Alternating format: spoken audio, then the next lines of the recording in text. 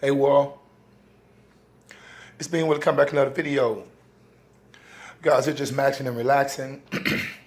It's just so interesting, man, because I was sitting up here and thinking about, man, the political atmosphere right now is so tense.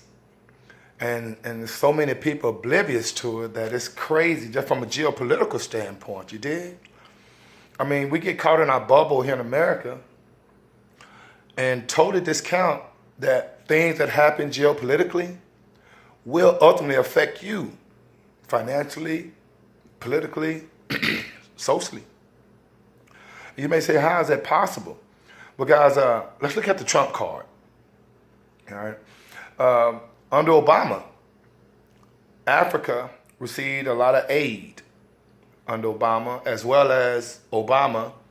And I got this information from Dr. Mumbai. She's a YouTuber, and she's Kenyan, and she does a lot of reports about the political atmosphere in Africa from London.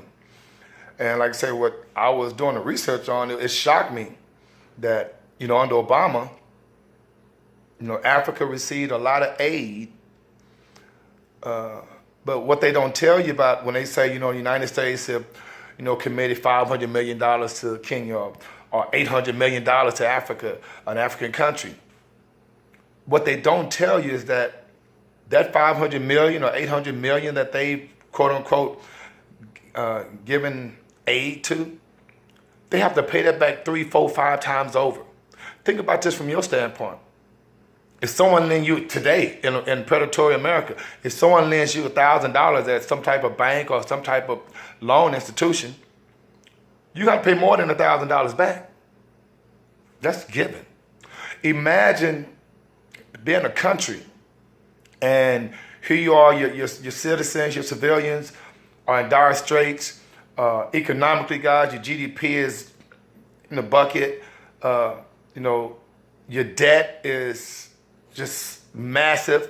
And what happens is those type of countries like that, the predators go into those countries under the guise of the UN, under the guise of China, under the guise of Russia, under the guise of the United States. And the perception is that they're coming into the African countries to aid them, to assist them, to help them. But damn well ain't nothing free, okay? And so when you look at what Trump's had done, Trump has cut financial aid to Africa by 50%, all right? Trump has also changed the narrative from aid to trade, which to some people, they may be like, oh man, that's wrong. But no, that's not wrong. That's righteous. And it's justice.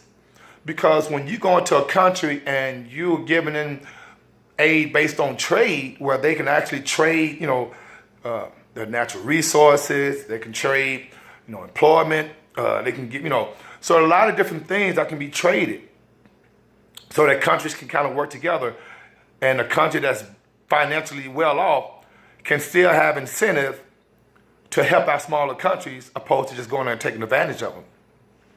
And another thing that Trump did in Africa, other than cutting the budget 50%, he also went in and started closing or stopped funding to all the abortion clinics and Planned Parenthoods in Africa.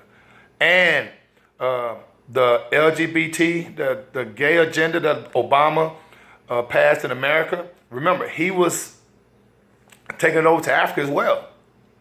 And so now I'm glad that the Trump card has come in and said, no, we're not going to pay for, actually we're going to cut the spending in half. And if they're going to do business with us, we're going to do it from a trade standpoint, which is business-like. Okay? Right now, look at China, what China's doing.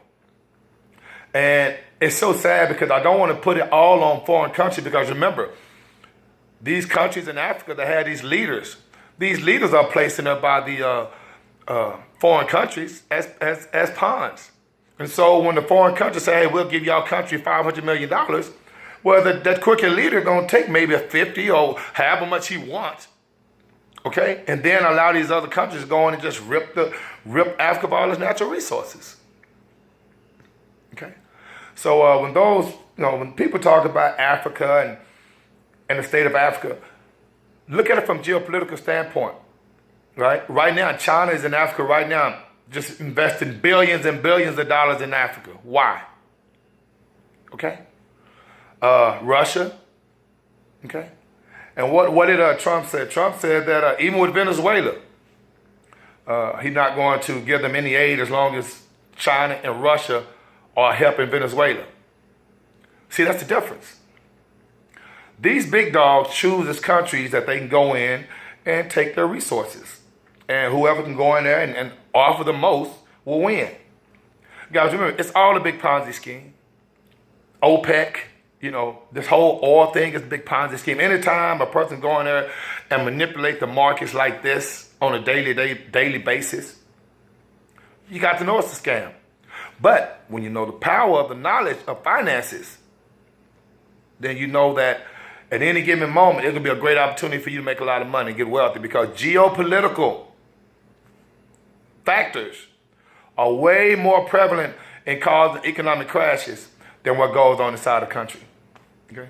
So guys, just keep your eyes open. Like I say, Trump came with the Trump card to cut monies from Africa. Now you may say, hey, he cuts spending for the housing. He cuts spending for HUD. He cuts spending for food stamps. And you may say, why is he doing this? Is he trying to encourage more independency? Nah, because he's still giving Israel billions of dollars. So we know that's not it. So, but guys, just stay on top of things and stay conscious and stay in the know. Okay? And like I say, guys, I really appreciate you guys subscribing to the channel. Make sure you like, subscribe, and share these videos. I think this food for thought can help a lot of people. And in the meantime, between time, guys, may the Most High Inside bring you joy and being with us out of 5,000.